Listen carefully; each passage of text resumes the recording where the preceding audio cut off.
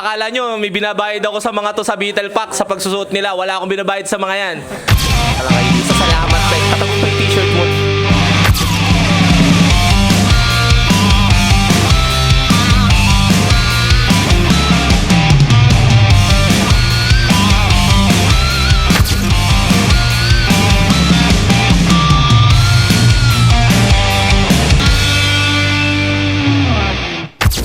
Guys, ito yung bago nating motor, oh. Good morning, YouTube. So, promise ko sa inyo, mag-a-upload na tayo dito sa YouTube. So, ngayon guys, iniintay ko lang yung mga kasamahan natin. Mamaya ipapakilala ko sa inyo sino-sino sila. And ngayon, papakita ko muna sa inyo tong bago nating motor.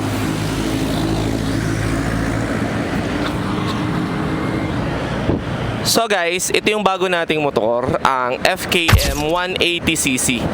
Kakakakuha lang natin yan kahapon guys. Ngayon, i-review natin siya sa daan.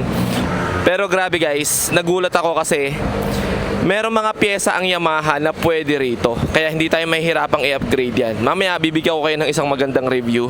180cc yan guys. Yon guys, meron ng second to arrive sa meetup namin, si Boy Gala. Oy! Ayun o, finisher yan. Uy! Ano, kamusta? Good morning, good morning. Good morning. So another ride na naman to. Makakapag-ride na ulit kami. Kasi pagkatapos ng power loop, relax muna. Tapos siyempre, ride ulit tayo. Dapat hindi tayo natitigil sa ride eh. Yeah, tama. Sino natin? Si Robin na lang. Robin na lang. Si Robin na lang, tapos ayun, magmi-meet up na kami doon. Let's go. Sabang iniintay natin si Robin Motovlog, papakita ko muna sa inyo ng malapitan itong ating bagong motor na FKM 180. So kung mapapansin nyo guys, sobrang minimal lang ng itsura niya. Marami nagsasabi kamukha daw siya ng NMAX, pero para sa akin mas parang meron siyang pagkakahawig sa PCX. Okay? Medyo malapad kasi eh. Pero guys, sabi sa akin, lahat daw halos ng pyesa nito ay pasok. Yung mga pang Aerox, pasok, pati pang gilid, pasok siya. So okay naman. Natuwa ako dito sa dashboard nito guys, kasi yung TFT display nito, yan, kapag nasa cockpit ka, grabe oh, napakaganda. Sorry, nilagyan ko ng sticker ko kasi para kita nyo na vlog ko yun. Meron siyang switch dito, idling stop, nandito yung ilaw niya, di ba? Ito yung high, low beam, di ba? Signal light. Meron siyang passing light. Kumpleto to guys eh. Di ba? Ang kagandahan nito guys, yung susi niya, merong extra key. O, ayan. So, sabi sa kasa naka-airsus daw siya. Pero hindi ko pa magets yung airsus na yun eh. Mamaya malalaman natin. Bibigyan ko kayo ng honest review nito guys. Okay? Hindi tayo magluloko. Basta kung ano yung maramdaman natin, kung ano yung nakikita nating kulang, yun yung sasabihin natin sa vlog. At yun yung possible na i-upgrade natin sa kanya. Okay? So, ayan, kasama natin si Boy Gala. Mamaya si Robin Motovlog. Ito na oh. Ito na. Robin Motovlog at si Boss Artek.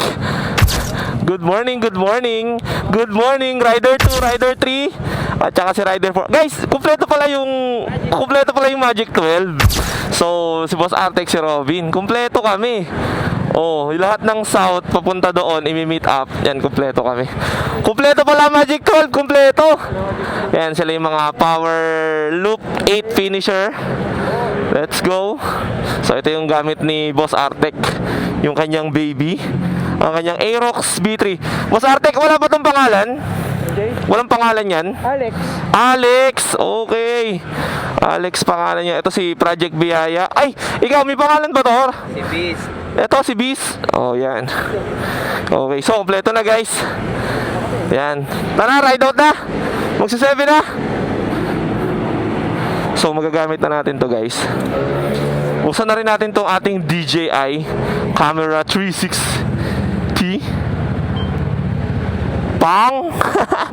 Susuot natin ngayon ang label, pero not sponsored yan guys. Nakita ko lang sa internet, nagandahan ako. And kung makikita nyo guys, ayun yung TFT display nya. Napakaganda, 7-inch yan. Yan ang Odo Trip. So lahat nandyan. Meron na din tong guys, parang scanner. Yan. So kapag may problema siya, makikita nyo dyan guys kung anong problema. Control. Oh, hatawa na to. Tara, tara.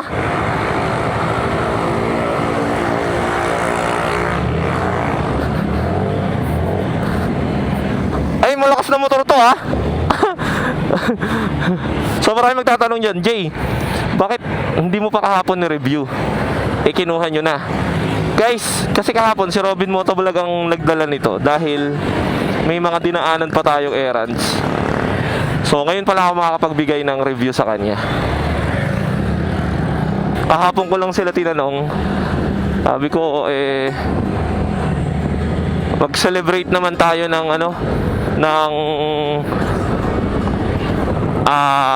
lahat ng finisher ng Beetle Pack. Kasi para naman makapagkwentuhan tayo. May katagumpay oh. Ayun oh, naka-jersey oh. Ay, ang galing, meron na pala yung motor na ganyan. E-bike din, no? Ganda na ng itsura ng kala ko nga Vespa eh. Hi, hello. Lakas!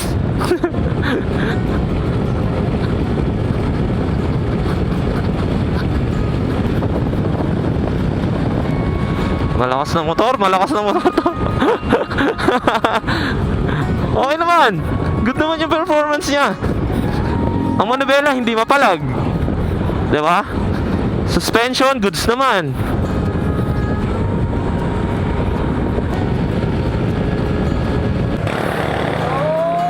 Boomer Vlogs. Good morning. Parada mo na. Bago ah. Tayo na, bago. Okay, dito na rin, Papa P. Good morning. Late ako, sorry. Ha? Hindi ka late? Hindi ako si Joe. Good morning.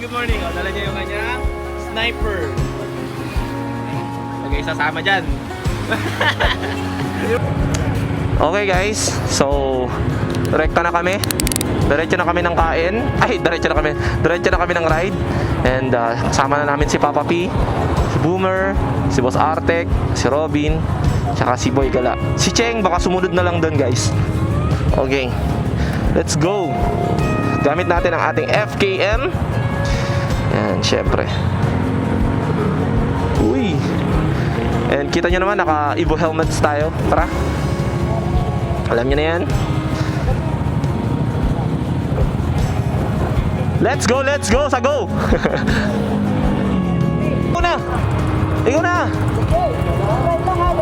Wala, relax lang, Papa P, relax lang! Ang isa pang napansin ko dito sa FKM MTX 180 natin guys, malaking tulong yung wind visor niya, windshield niya, na hindi gaanong kalaki at nakaka-distract. Sakto lang, kasi kapag niyukuan ko siya, grabe guys, mas pumapalo pa siya. Tsaka malakas siya ha. Parang in 6 seconds yata yung 80 na siya, parang gano'n, or 5 seconds. Malakas na motor to. So nasa unahan natin ngayon si Boss Artek. Ang ride natin ngayon ay chill lang, relax lang, kasi alam niyo naman, tayo ay hindi naman nag-e-endurance. Okay? Kami ay magse-celebrate lang ng mga nakatapos ng Power Loop 8. Yan. So, bali yung Beetle Pack user kasi guys, madami talaga yan. Ngayon ang sinelebrate muna natin ay yung mga finisher ng Power Loop.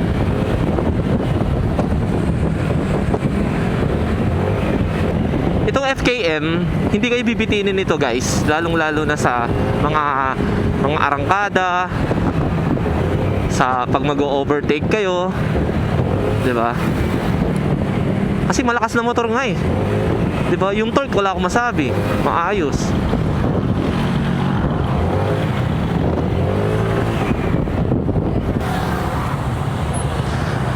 Ang isa pang maa-add ko dito, yung pinaka-cockpit niya para siyang NMAX, malawak siya.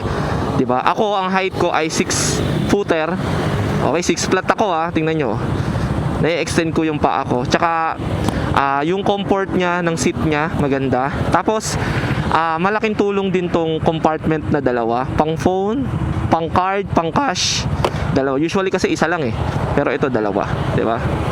Mamaya sabihin ko sa inyo yung mga napansin ko sa motor na to, na mga room for improvements niya. sasabihin ko sa inyo mamaya. Siyempre, hindi naman puro magaganda yung sasabihin natin. Sasabihin ko mamaya, bago tayo makarating doon, na ano yung mga babaguhin natin. Okay? Ting tayo ng maaga doon. I'm the top shelf drink to set me straight and a little bit of honey to make this go away. Chill lang, Papa B. Don't even chew her prey, swallow me whole. It's just a little bit of heart, but that's just how it goes. It's just a scratch, a little water in the tank like a flag. Oh, I'm tired that your chance just a bad name, but I gotta wake up, let it go. Morning, keep on coming, I can use a blackout. Give me something to drink, cause I don't wanna fade now. Knock me right out, filling me up, dishes out of my mind. Looking at my confidence and talking to a stranger. Yon, good morning guys. Nandito na kami sa Gunyong kasi sarado dun sa unang plano namin. Yung mga ka-ride natin, Robin, Papa P, Boss Artec, si Boy Gala, at si Boomer. So tara, dito tayo sa Gunyong. Let's go, kain tayo. So guys, nandito tayo ngayon sa kapihan ni Gunyong para mag-breakfast. Ayan, if you have guys time to visit, punta lang kayo dito. Kung medyo crowded na sa taas, the best tong Gunyong. Let's go. So order na ako kasi matagal silang umorder. Ate, akin isang Gunyong's latte. Ice or hot, sir? Ice. Di ba ito yung hot? Di ba ito yung ano, ma'am? Parang Spanish latte. Yung Spanish dolce po yun, sir. Dulce. O sige sa akin, Spanish latte. Tapos 50% lang yung sweetness niya. Okay. Hot po. Extra hot. Kahit last na siya gawin. Guys, order na. Ha? Hot Spanish. Hot? Puro hot yung Spanish latte ah. Ano no? Isda naman. Isda. Sige. Puro na lang manok, lilipat na ako eh. Bang silog daw ate, isa. Ikaw? Ikaw, Bin? Maraming option ha. Ano ako? Spam silog na. Spam silog. Bali dalawang bang silog na, tsaka isang spam silog. Yun, ito na yung mga food namin guys. Meron si Boss Artec na tapa, sa akin, spam, extra egg. Wala pa yung kay Papa P. Ano kasi no, meron. Bangos namin. Bangos inyo. Let's go. CX ba yun? Yung pulang 16. So ayun guys, yan, magbablog na tayo.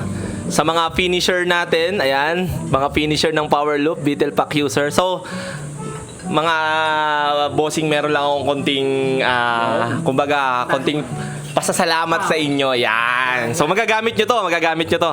Eto, Katagumpay muna to. Okay? Katagumpay t-shirt. Buksan mo, Boss Artec. Katagumpay t-shirt muna to kasi na-late yung Beetle Pack t-shirt natin. Ito yun eh. Ito yun. Yan. Na-late. Pero ipapadala na lang natin. So, yan. Ito, sure na yan. Hawakan mo na yan.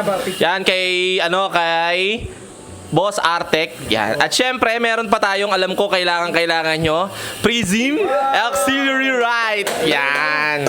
Ikakabit na lang. Sakto-sakto to ah. Di ba? Nakita ko kasi yung ilaw ni Boss Artec eh. Hindi na Malabo na. Well, ito, simple lang naman yan. Simpleng regalo lang. Maraming salamat, Picture. Sir Jay. Okay, next natin si Papa P. Papa P, liga. Wala ka namang di ba? Hindi dinadala ka, wala naman. Okay. So, ano lang naman to, guys? Regalo lang naman to sa kanila. So, nasan yung t-shirt ni Papa P? Ito to, kahit ano dito, XL to eh. Papa P. Ito. Katagumpay muna. Pagtyagaan nyo muna yan. Malaki ba? Sakto lang. Sige. Yan, kay Papa P. Pero, dapat Beetle Pack. XL ba to? XL. Malaki ba? Sukat mo muna. Yan, harap yan, baliktad. Hindi, tama. Feeling ko sakto lang. Lalaki ka pa eh. Di ba kakain ka na madami?